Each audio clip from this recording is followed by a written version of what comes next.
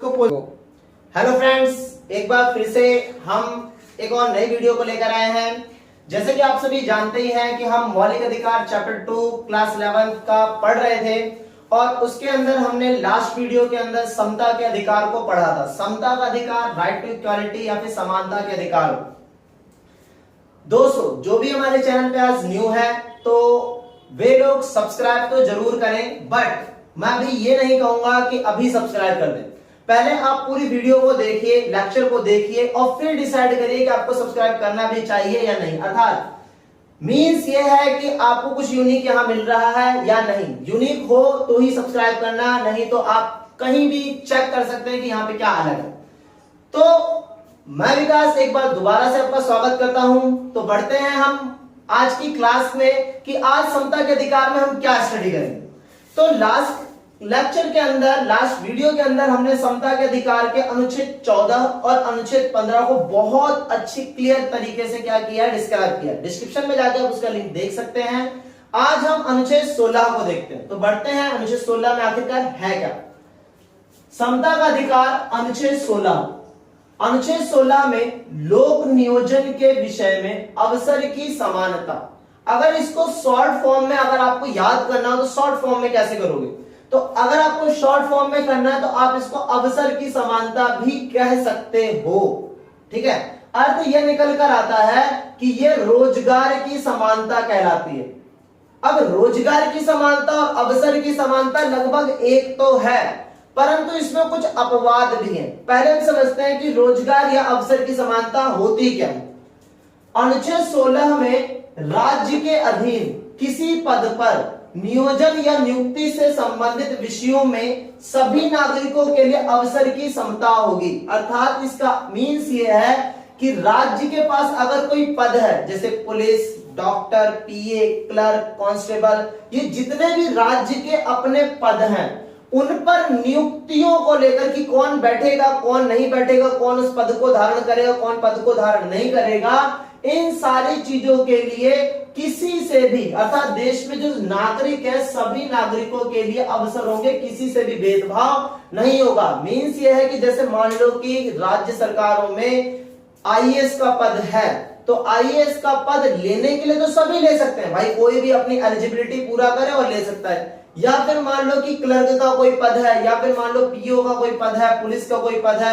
राज्य की सरकारों के अंदर या राज्य के अंदर, देश के अंदर जितने भी पद हैं, उन सारे पदों के अंदर सभी लोग क्या कर सकते हैं, अपनी नियुक्ति ले सकते हैं। बट इसमें भी एक एक्सेप्शनल केस है, अपवाद है, वो मैं आपको बाद में बताऊंगा कि क्या है। आगे देखते, किसी भी नागरिक के साथ भेदभाव नहीं किया जा सकता या केवल धर्म, जाति, लिंग, जन्म स्थान या निवास के आधार पर राज्य के किसी भी रोजगार एवं कार्यालय के लिए अयोग्य नहीं ठहराया जाए। कहने का मीन्स ये है कि अगर आप योग्यता रखते हैं और योग्यता होने के बाद भी अगर आपको कोई धर्म, जाति, लिंग, जन्म स्थान और मूल वंश के आधार पर आपको कोई बाहर कर दे, ये कह दे कि आपका धर्म दूसरा, आपका लिंग दूसरा, आपका रंग ऐसा, आपका रूप ऐसा, आपका जन्म स्थान ऐसा है, और इन आधारों पर अगर आपको किसी पद पर बैठने से मनाही की जाए तो ये समानता के विरुद्ध होगा और आप इसके विरुद्ध कार्रवाई कर सकते हैं। बट जैसे कि आप सभी को पता है, हमें अधिकार तो मिले हैं, परंतु सभी अधिकारों पर कोई ना कोई तो सीमाएं लगी हुई हैं। तो अवसर की समानता पर भी कुछ अपवाद हैं, कुछ सीमाएं हैं। दो सीमाएं हैं, देखते हैं कौन कौन सी। पहला, संसद किसी विशेष रोजगार के लिए निवास की शर्त आरोपित कर सकती है। जैसे मान लो कि संसद ये कह सकती है कि अगर आपको ये वाला रोजगार चाहिए, जैसे नेवी, पुलिस, सुरक्षा बलों को आपने देखा होगा कि जब उनको वो रोजगार प्राप्त होता है तो उन्हें अपना घर छोड़ना पड़ता है, अपना घर छोड़कर किसी विशेष स्थान में जाना होता है जहां पर अथॉरिटी डिसाइड करती है, जहां पे सरकारें डिसाइड करती है, या फिर जहां पर प्रशासन डिसाइड करता है। अर्थात मीन्स ये है कि ऐसा नहीं है कि आपको अवसर की समानता दे दी गई तो आपको हर चीज मिल जाएगी। अगर संसद चाहे तो अवसर की समानता में भी कुछ विशेष कर सकती है। अर्थात कुछ विशेष करने का अर्थ यह है कि वो समानता से थोड़ा अलग होगा। जैसे संसद किसी विशेष राज्य के लिए निवास की शर्त आरोपित कर सकती है, जैसे कि सार्वजनिक रोजगार अधिनियम 1957 इस पे ध्यान देना, सार्वजनिक रोजगार अधिनियम 1957 कुछ वर्ष बाद 1974 में समाप्त हो गया। इस समय आंध्र प्रदेश एवं तेलंगाना के अतिरिक्त किसी अन्य राज्य में यह व्यवस्था नहीं है। कहने का मतलब यही है कि राज्य डिसाइड कर सकता है कि कौन सा व्यक्ति कहां पर निवास करके ही विशेष रोजगार प्राप्त कर सकता है, जो राज्य डिसाइड करे। आज ये केवल कहां पर नहीं है, ये आंध्र प्रदेश और तेलंगाना में नहीं है, अन्य भारत के सारे हिस्सों में। दूसरा अपवाद क्या है, राज्य नियुक्तियों के आरक्षण की व्यवस्था कर सकता है। कहने का मतलब राज्य के पास अधिकार होता है, संसद के पास अधिकार होता है कि किसी पदों पर, किसी विशेष पदों पर आरक्षण किया जा सकता है कि अगर मान लो कि किसी नेवी या किसी पुलिस बल या अन्य सरकारी जो अथॉरिटी होती हैं उनके अंदर आरक्षण होता है कि 3% इनको मिलेगा, 8% इनको मिलेगा, 10% इनको मिलेगा, तो ये समानता के विरुद्ध है, पर समानता के पूर्ण विरुद्ध नहीं है। ये इसलिए रखा जाता है ताकि समाज के जो निचले और दबे हुए जो लोग हैं वो भी रोजगार प्राप्त कर सकें। तो राज्य नियुक्तियों के आरक्षण की व्यवस्था कर सकता है या किसी पद को पिछड़े वर्ग के पक्ष में बना सकता है जिनका कि राज्य में समान प्रतिनिधित्व ना हो। ऑब्वियस सी बात है कि अगर मान लो कि सामान्य कैटेगरी के लोगों ने सारे पदों पर क्या कर लिया, कब्जा कर लिया, और एससी और एसटी जो है किसी भी पद पर दिखाई नहीं दे रहे, तो राज्य ऐसा कर सकता है कि इनके मध्य भी समानता को लाने के लिए, इनका भी समान प्रतिनिधित्व सारे संस्थाओं में लाने के लिए कुछ पदों को आरक्षण किया जा सकता है। इससे यह समझ में आया हमें अनुच्छेद 16 से कि हमें अवसर की समानता प्राप्त तो है, परंतु अवसर की जो समानता प्राप्त है वो भी काफी सारी सीमाओं से प्राप्त है। ऐसा नहीं है कि आपको किसी भी रोजगार में आप कह दो कि भाई मुझे तो आईएएस बनना है, पर आप 12th पास आउट ही नहीं हो। आप कहते हो कि भाई मुझे तो नेवी में जाना है, बट आपने तो अभी 10th ही पास आउट नहीं किए। तो ऐसा नहीं है कि आपको रोजगार हर चीज में मिल जाए। रोजगार प्राप्त करने का आपको अधिकार तो है, परंतु सरकारें उस पर कुछ विशेष एलिजिबिलिटी लगा सकती हैं ताकि व्यक्ति पहले उस एलिजिबिलिटी को पूरा करे, उस क्राइटेरिया को पूरा करे और फिर जाके समानता के अधिकार को प्राप्त करने की कोशिश करे। पर राज्य किसी को धर्म, जाति, लिंग, मूलवंश से जन्म स्थान के आधार पर भेदभाव नहीं कर सकता। हमने बहुत अच्छे से पढ़ा कि अनुच्छेद 16 क्या है। अब इसके आगे जो अगला अधिकार है, अगला अधिकार कौन सा, अनुच्छेद 17 अस्पृश्यता का अंत। हम उसको देखेंगे कि आखिरकार अस्पृश्यता के अंत के अंदर क्या क्या लिखा गया है और उसमें किस चीज को बयान किया गया है। हमारा अगला जो अनुच्छेद है, अनुच्छेद 17। अनुच्छेद 17 है अस्पृश्यता का अंत। अस्पृश्यता को अगर आप सामान्य अर्थों में समझोगे तो अस्पृश्यता को हम क्या कहते हैं, छुआछूत से मुक्ति या छुआछूत से अंत। तो इसको अस्पृश्यता कहो चाहे छुआछूत कहो, जो आप सब समझते होंगे ज्यादा अच्छे तरीके से, तो दोनों का अर्थ एक ही है, दोनों में कोई भी असमानता नहीं है क्योंकि हम पढ़ ही समानता का अधिकार है। तो चाहे अस्पृश्यता पढ़ो चाहे छुआछूत पढ़ो, दोनों का अर्थ एक है। देखते हैं कि इस अधिकार के तहत हमें क्या बताया गया है और अस्पृश्य समाज के लिए क्या सही कर दिया गया है जो हमारे इतिहास ने उनके साथ बहुत गलत किया। अनुच्छेद 17 में अस्पृश्यता को समाप्त करने की व्यवस्था और किसी भी रूप में इसका आचरण निषिद्ध करता है। मतलब हमारे संविधान ने यह कह दिया कि किसी भी व्यक्ति के साथ अब अस्पृश्यता नहीं की जा सकती और किसी के भी साथ छुआछूत जैसा व्यवहार नहीं किया जा सकता।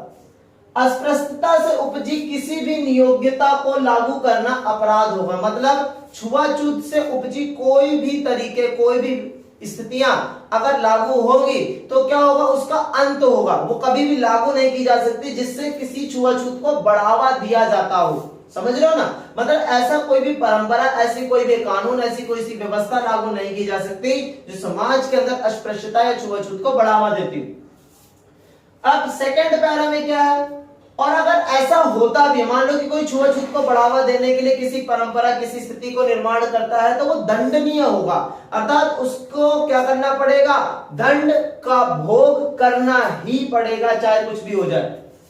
फिर अगला पहले में क्या है, 1976 में अस्पृश्यता अधिनियम, 1955 में मूलभूत संशोधन किए गए और इसका एक नया नाम नागरिक अधिकारों की रक्षा अधिनियम 1955 कर दिया गया। देखने वाली बात यहां पर यह है कि इसके अंदर एक समय पहले क्या हुआ था, सुधार हुआ था, और सुधार होने के साथ ही इसके अंदर क्या हुआ था, देखो 1976 में अस्पृश्यता अधिनियम 1955 में मूलभूत संशोधन हुआ। संशोधन कब किया गया था, 1976 में। जब ये संशोधन किया गया तो इसका एक और नया नाम बताया गया। जो नया नाम था वो क्या था, नागरिक अधिकारों की रक्षा अधिनियम। मतलब इसको पहले दूसरा नाम दिया गया था और बाद में इसका नाम बदलकर नया कर दिया गया, तथा इसमें विस्तार कर, मतलब इसमें और सुधार भी किया गया। ऐसा नहीं कि पहला ही वाला रख दिया गया। जब इसमें सुधार हुआ 1976 में तो इसमें कुछ बदलाव किए गए और छुआछूत को एक दंडिक उपबंध और सख्त बनाया गया। मतलब दंड तो पहले भी था पर पहले इतना ज्यादा कठोर दंड नहीं था, बट अब जो इसमें सुधार किया गया है उसमें बहुत ही कठोर दंड की स्थिति रखी गई। हम देखेंगे कि दंड क्या रखा गया। अगर आप भी किसी से अस्पृश्यता जैसा व्यवहार करते हो, अगर आप भी किसी से छुआछूत जैसा व्यवहार करते हो तो उसको कौन सा दंड मिलेगा। इस अधिनियम, कौन से अधिनियम, जो 1976 में लाया गया, और कौन सा अधिनियम बनाया गया उसे, नागरिक अधिकारों की रक्षा। तो वही कह रहा है इस अधिनियम में अस्पृश्यता के अनेक प्रकार को समाप्त करते हुए अनुच्छेद 17 में व्यवस्था सुनिश्चित की गई है। अर्थात व्यवस्था क्या सुनिश्चित की गई है, अस्पृश्यता शब्द को ना तो संविधान में और ना ही अधिनियम में परिभाषित किया। मतलब अस्पृश्यता शब्द को ना तो संविधान में कहीं व्याख्या की गई है और ना ही किसी अधिनियम में व्याख्या की है। बस ये कह दिया गया है अगर ऐसा कोई भी कृत्य, अगर ऐसी कोई भी व्यवस्था, अगर ऐसी कोई भी परंपरा जो समाज में भेदभाव को स्पष्ट करती हो वही अस्पृश्यता होगी, वही छुआछूत होगा। और इसमें जब और भी व्यवस्थाएं बनी और भी सुधार हुआ तो इसमें दंड के प्रावधान भी रखे गए। तो वो कैसे हुए, देखो जन अधिकार सुरक्षा अधिनियम, जो हमें नागरिक सुरक्षा अधिनियम करके दिया था ना, जन अधिकार सुरक्षा अधिनियम के तहत अस्पृश्यता को दंडनीय अपराध बनाया गया। मतलब अस्पृश्यता कौन से अधिनियम के तहत दंडनीय है, तो जन अधिकार सुरक्षा अधिनियम के तहत अस्पृश्यता को दंडनीय अपराध घोषित किया गया।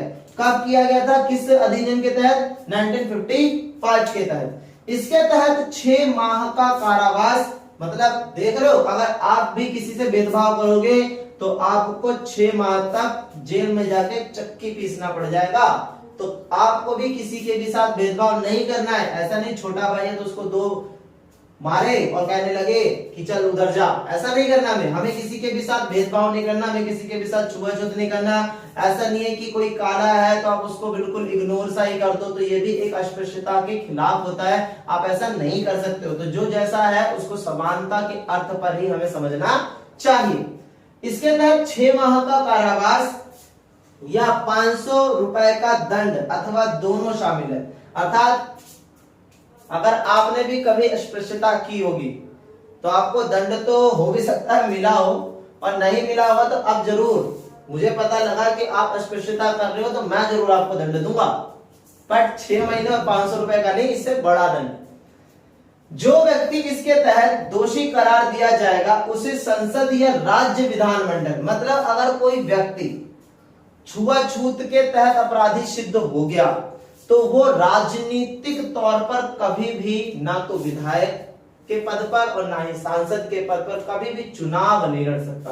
तो इस बात को बिल्कुल ध्यान रखना है कि अगर आप किसी के साथ छुआछूत कर भी रहे हो तो वो दंडक ना हो, आप उसमें समानता बरकरार रखिए। आप छुआछूत को कभी बढ़ावा नहीं दीजिए ताकि आपके भविष्य, आपके राजनीतिक भविष्य पे कोई भी चिन्ह ना पड़े।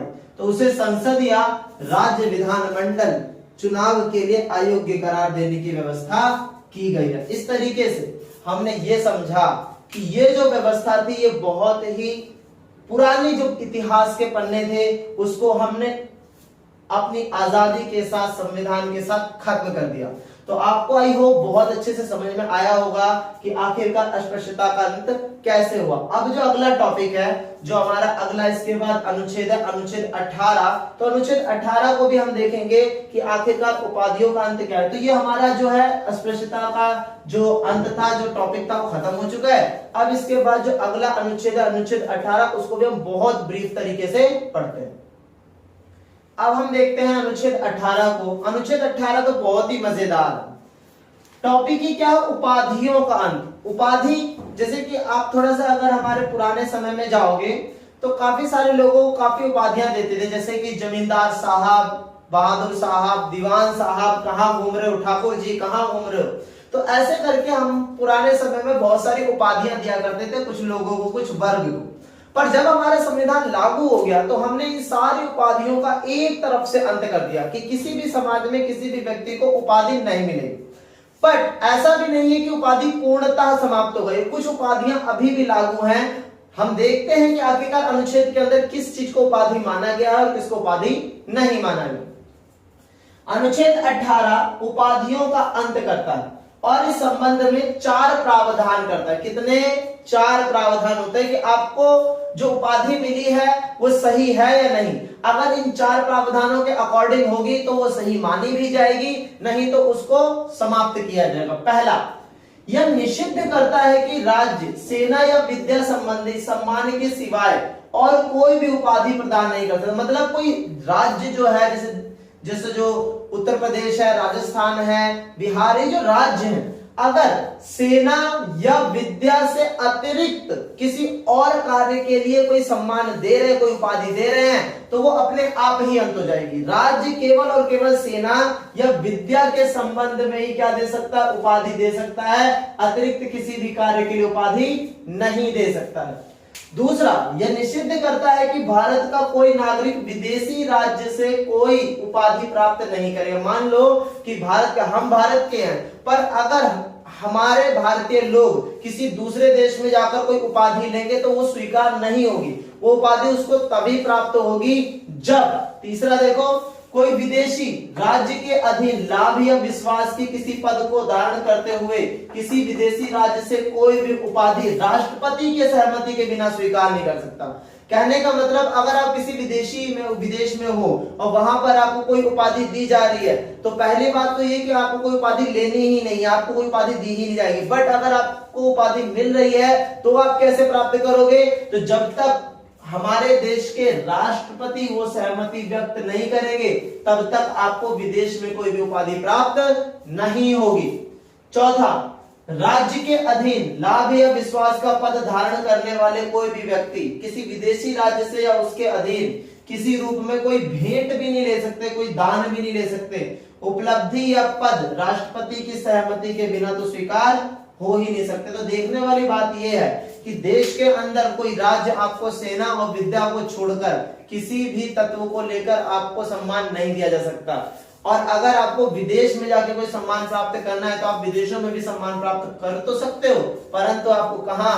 राष्ट्रपति की सहमति लेनी ही पड़ेगी। बिना राष्ट्रपति की सहमति के आपको कोई भी पद नहीं मिल सकता। वो असमानता होगी, वह समानता के विरुद्ध होगा और अस्पृश्यता का जो अंत किया गया है उसके भी विरुद्ध होगा। अब उपरोक्त प्रावधान में यह स्पष्ट किया गया है कि औपनिवेशिक राज्य के समय दिए जाने वाले वंशानुगत पद, जैसे हमारे जब हम गुलाम थे तब ब्रिटिश के टाइम पे लोगों को उसके वर्ग के आधार पर काफी सारे नाम दिए गए थे, काफी सारे टाइटल्स दिए गए थे, जैसे महाराजा, राज बहादुर, दीवान, जमींदार साहब, ऐसे काफी सारे नाम दिए गए थे। अनुच्छेद 18 के तहत प्रतिबंधित कर दिया गया है क्योंकि ये सब राज्य के समक्ष समानता के अधिकार के विरुद्ध है। मतलब अब देश जब आजाद हो गया, संविधान लागू हो गया, तो ऐसे टाइटल जो लोगों को मिले हुए हैं वो समाप्त हो चुके हैं। बट आज आप देखोगे कई जगहों पर ये आज भी इस्तेमाल होते हैं, पर संवैधानिक तौर पर इसको समाप्त कर दिया गया है।